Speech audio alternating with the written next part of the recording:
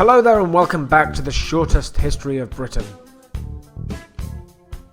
In this episode we look at the 16th century, the 1500s. This is possibly my favourite of any century of British history. We see some of the biggest steps forward than of any other period, some of the most exciting kings and queens, the fiercest battles, the real landmark moments that I remember from school history lessons. We went from a small island intent on fighting with its close neighbours to seeing the beginning of something new and the first steps to the Britain we know as a global dominant force, its ships sailing the world as the new horizons of the globe became more accessible. As is the point of this show, we're going to skim quite quickly through the facts here, but I do encourage you, if this is of interest, to dig into some of this in a little more detail. Now, regardless, let's get started. In the previous episode, we've been looking at life in Britain at the time of King Henry VII of England and King James IV of Scotland. In 1502, the two kings signed the Treaty of Perpetual Peace, which we briefly touched on in the last episode. It agreed to bring an end to the ceaseless warring between the two nations, which had been virtually non-stop, certainly in one way or another, for nearly 200 years. As part of the negotiations, King James of Scotland agreed to marry King Henry VII's daughter, Mary Tudor, finally unifying the two houses, the two thrones. In that same year, Henry's eldest son Arthur died, and the following year so too did his wife. Henry grieved intensely, locking himself away for many days, and so Henry's next son became the Duke of York. Henry VII was one of the first and only kings of England who had no known mistresses, showing his apparent deep love for his wife and for his family, and his remaining son, who was also called Henry, became his only heir. He didn't remarry, and thus he had no more children. His daughter Margaret was marched to the border to be married away to King James IV of Scotland, and the two never met each other again. A few years later, still in a state of grief, Henry VII died in Richmond Palace, and the throne went to his son Henry, who would be crowned Henry VIII. Just after his father's burial, Henry VIII declared that he was to marry his late brother Arthur's widow, Catherine of Aragon. Clearly, we all know Henry VIII as being this character with many wives, and we all remember the little rhyme to indicate their eventual fates. And indeed, a 12-episode podcast could, and quite possibly has, been produced on Henry VIII alone, such was the depth of the drama which surrounded his life. We, of course, are trying to squeeze 100 years into less than half an hour here, and in the case of the 1500s, that is virtually impossible to do, so we're going to have to really move quickly through Henry's life to get through it all.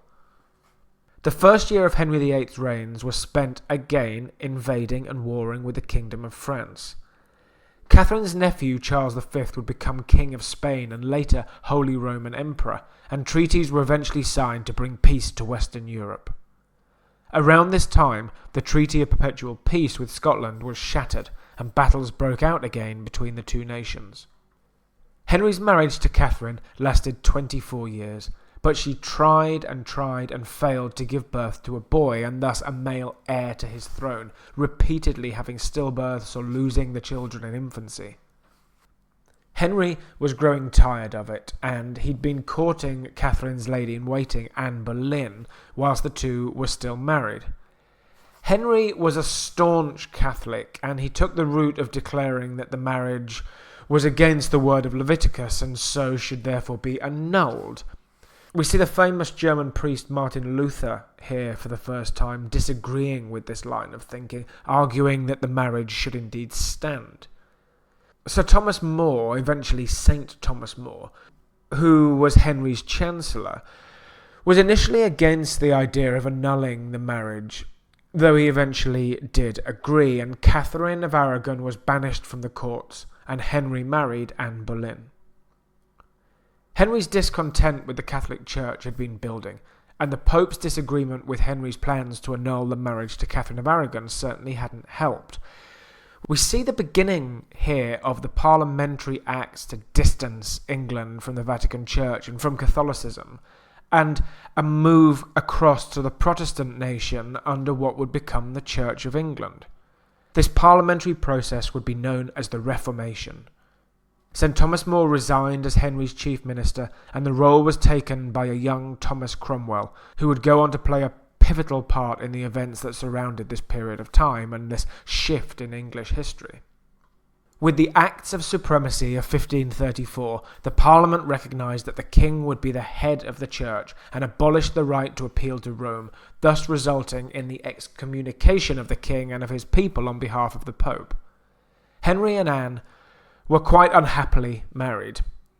There were periods of calm and the two often got on well, but the role of a wife back in the 1500s was to be subservient and passive, and Anne was none of that.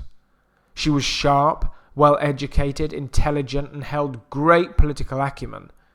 Whilst these were the traits of a mistress and the traits that had indeed endeared Henry to her, they were not expected of a wife. She also had a violent temper and would quarrel with the king in a way which he saw wholly unacceptable. When she miscarried their child that same year, which was 1534, Henry saw it as a betrayal to him, though he was seemingly looking for any excuse at that point. He threw accusations of adultery with the Queen at 5 men, including in fact the Queen's own brother, accusing them of having sexual relations with Anne.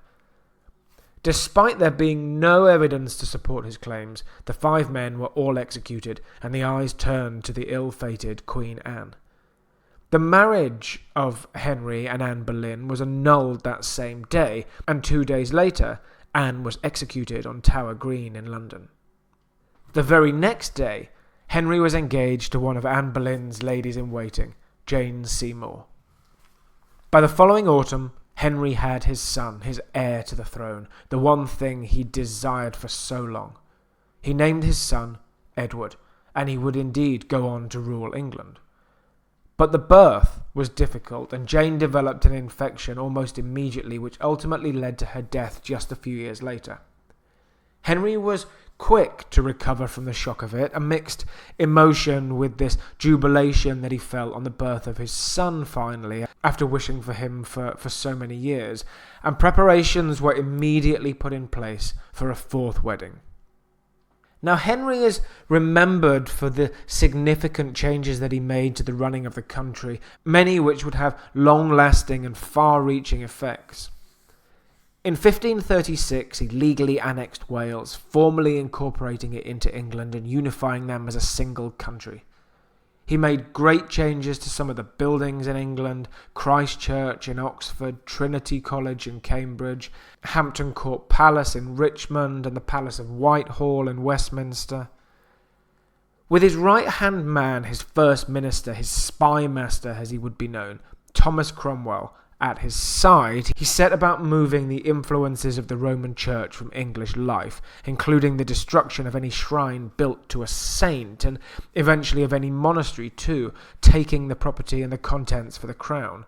He also removed any abbots from their seats in the House of Lords too. His reformation, his transformation of the holy influences of the people of England was nearing completion, and his position as the head of the Church of England was set out in law, with a Treasons Act declaring that any person who should not readily accept the oath to recognise Henry as leader of the Church should be punished by death. Thomas Cromwell had been considering suitors for the king, and recommended Anne of Cleves, whose allegiances and family were regarded as useful in case of an attack by a Roman army due to Henry's recent actions. An artist was dispatched and a painting of Anne commissioned so that Henry could make a decision based somewhat on her appearance. But the artist was kind to Anne of Cleves, and when the two met to be married, Henry was not happy that she wasn't as attractive as the painting had led him to believe. He desperately tried to pull out of the marriage, but it was thought that the message that such an action would send would be unfavourable, and so the king reluctantly agreed to be married. Henry indeed confided in Thomas Cromwell that the marriage was not consummated, stating that, I quote, "I liked her before not well, Now I like her worse. This lack of consummation became Henry's next reason for the marriage to be annulled. Anne seemed not to argue with this, and so that marriage ended too, with Anne taking some properties and a generous allowance as some form of consolation. Cromwell, however, was blamed for this failed marriage. The king's loyal right-hand man fell into his firing line, along with Cromwell's own team of followers. His followers were burned at the stake as heretics. Cromwell was charged with treason, the negative impact that the marriage of Anne of Cleves had had on England's international image put down on his own shoulders. Thomas Cromwell was stained with the mark of treason and beheaded on Tower Hill, his severed head placed on a spike on London Bridge for all to see. Now this is a decision that Henry would live to regret, and in time he blamed a number of ministers for stirring the accusations which led to the execution of the most loyal servant that he would ever have. Henry swiftly married the young Catherine Howard, the niece of the Duke of Norfolk, one of Henry's fiercest opponents in court. She was only 17 at the time, while the king was 49. Another of Henry's great lasting achievements was the creation of the English Royal Navy, with dockyards and a sitting fleet of purpose-built warships, including ships like the famed Mary Rose. It was an arsenal of fine weaponry which would be put to lethal use in the reigns of the monarchs who followed. Now, the young Catherine Howard had become queen, though she had very little interest, certainly physically, in this increasingly overweight king, many times her senior. She was known to have affair after affair, and whilst the king was in denial for some time about this as the accusations began to surface, a later confession by one of her courtiers named Francis Derham drove the king into a rage. Derham, upon questioning, also gave away the queen's secrets in respect to her other affairs, and Derham and another of her lovers were executed, shortly followed by the Queen Catherine Howard herself, bringing to an end Henry's fifth marriage. His final wife, Catherine Parr, was a wealthy widow and a reformer. She argued with Henry over religion, but she helped to set up the Third Succession Act, which brought the daughters of his previous marriages, who'd been written out of their succession to the throne, back in, putting them in line for the crown after his son Edward. They were Mary Tudor from his marriage to Catherine of Aragon, and Elizabeth, born to Anne Boleyn. This single act cemented Henry's lineage for the entire century. Now, as Henry got older, he developed obesity, his waist thought to be around 54 inches, resulting in the use of machinery to move him around, and eventually this led to his death in 1547 in the Palace of Whitehall.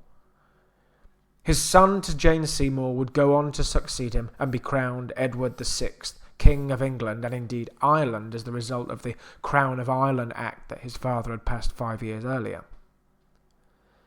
Edward was the first King of England to be raised a Protestant, though he would spend his entire reign under the guidance of a council, as he wouldn't actually go on to live to adulthood, taking the crown at just 10 years of age. Now, across the border to the north, King James V died and passed his crown to his 6-day-old daughter, Mary, who would go on to be Mary I of Scotland, and now more commonly known as Mary, Queen of Scots. She would spend much of her early life in France and learn to speak French, Latin, Italian, Spanish and Greek, and she became fluent at music and mastered numerous instruments, and was also adept at horse riding, falconry, writing prose and also needlework.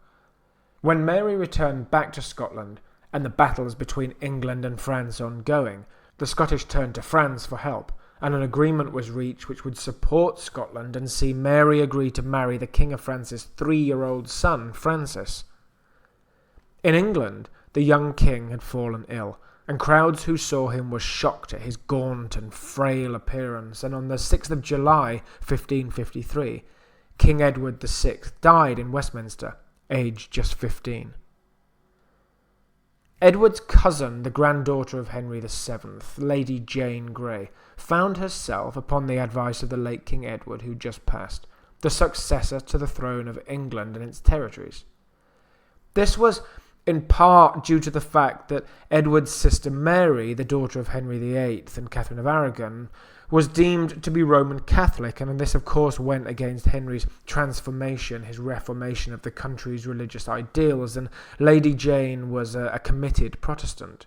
Though his sister Mary had great support behind her, whilst Lady Jane Grey had relatively little, and after riding to Suffolk and amassing a military force to be reckoned with, the support for Jane Grey wavered and fell, and the 9 Days Queen, as she would become known, was deposed from the throne and imprisoned in the Tower on charges of treason.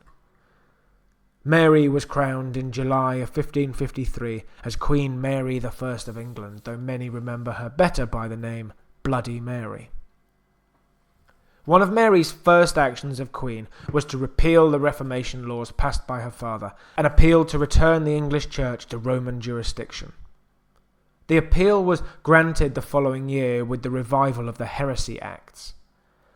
Holy Communion was barred and Catholic Mass was restored.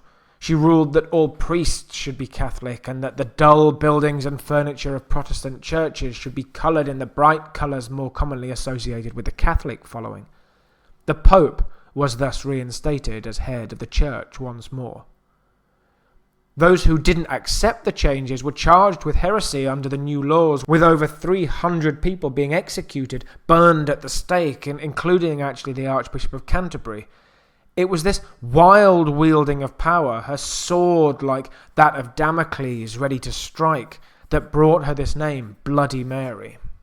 Mary tried to bring England closer to the Kingdom of France, a growing power in European politics, and to do so agreed to marry King Philip II of Spain and Portugal, Naples, Sicily, and some other territories too.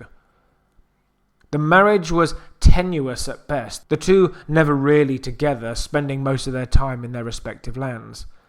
Philip appealed to his wife to support him in an invasion of France, and whilst Mary agreed in principle, her advisers warned against it, with England going through a bad time in terms of harvest and manufacturing, leaving the people without many vital supplies.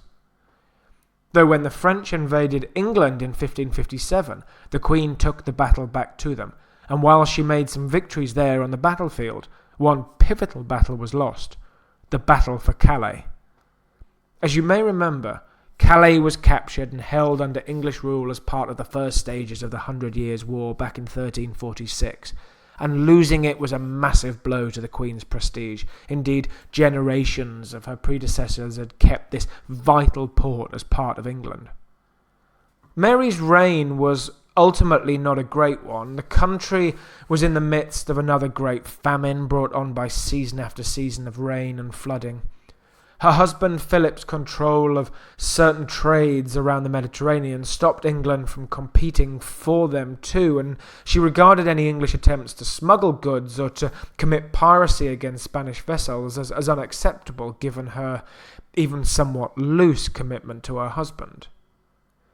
Henry VIII and then Edward VII had been putting plans in place to debase the English coin currency, to stop using precious metals and to use cheaper ones instead, and whilst Mary continued this plan, nothing was truly put in place until after her death, and she died in 1558 at St. James's Palace after only 5 years on the throne. Her younger half-sister Elizabeth, born to Henry VIII and to Anne Boleyn, took the crown. Elizabeth would go on to be one of the most revered and important figures in British history, and would take the country on into the 17th century. Her reign would be remembered as the Elizabethan era, this transformative period in England, a golden age, if you will, of progress and development. She received marriage proposals from around the country and beyond for the entirety of her reign, but she never married and she never had a child, giving her the nickname the Virgin Queen. Claims of her illegitimacy abounded, and these brought about questions of her right to the throne. The Catholics in Scotland stated that the Queen should be removed from her throne, and that the rightful heir to the line of Henry VII, his great-granddaughter Mary Queen of Scots, should rule. She was proclaimed, by some at least, the Queen of Scotland and of England, though when she was accused of the murder of her second husband, Lord Darnley, she fled south across the border into England and took refuge in the English castle at Carlisle.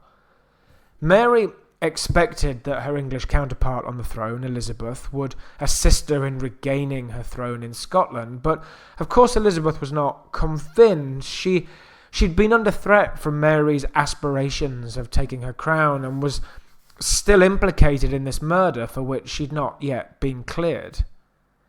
Elizabeth had her moved south to Bolton, though Mary regarded herself above any English inquiry, as she was a queen herself and worthy of more than that. Elizabeth saw this threat to her throne as considerable, and to ensure that Mary remained captive, she moved her between several properties around the centre of England, not too far south nor too far north, and always very distant from the sea. Elizabeth found her guilty of treason, despite the disagreement over her never actually being an English citizen and therefore not able to commit treason against the English monarch. She was found guilty nonetheless and beheaded after numerous attempts at Fotheringhay Castle in 1587. Elizabeth's rule, however, saw some of the greatest achievements of the time. The period that would become the beginning of the English Renaissance saw the emergence of the likes of William Shakespeare and Christopher Marlowe and Edward Spencer, bringing the written arts to the people. Great philosophical discussion was taking place, with folks such as Francis Bacon and Thomas Hobbes writing on empiricism and materialism and scientific method. Music was flourishing, as was architecture, and we see the development in styles in places like Longleat House and Hatfield House. In 1585, the famed sea captain and explorer Sir Francis Drake was commissioned to lead a voyage to the Caribbean, taking any Spanish ships and ports as he went. Large parts of the Caribbean and South America were swarmed with Spanish ships, and it's at this time that the English made first landfall on the shores of the US, leading in some part to the Roanoke story and the Lost Colony. That's a story for another day. The English fleet tormented the Spanish ships and sacked and raided Cadiz on the Spanish mainland.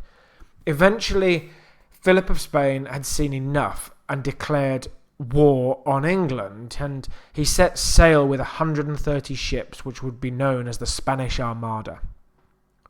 But the English were ready and battered the Spanish with an attack of fire ships, these small wooden boats filled with explosives and combustibles, which would be sent into an enemy fleet to either destroy ships or at the very least destroy their formation. The Spanish Armada limped back to Spain with no invasion to its name.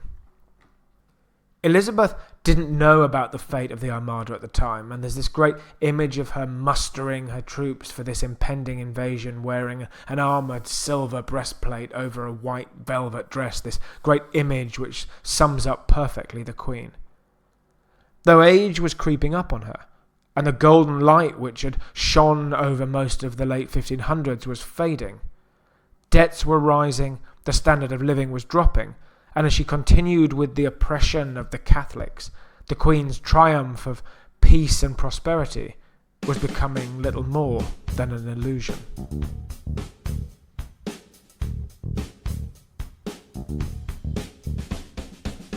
Next time, we visit the 1600s. The union of the crowns of Scotland and England bring the first Scottish king to the English throne. The first established English settlement in the Americas is constructed at Jamestown, and we see another massive loss of life with the Great Plague and the Great Fire of London.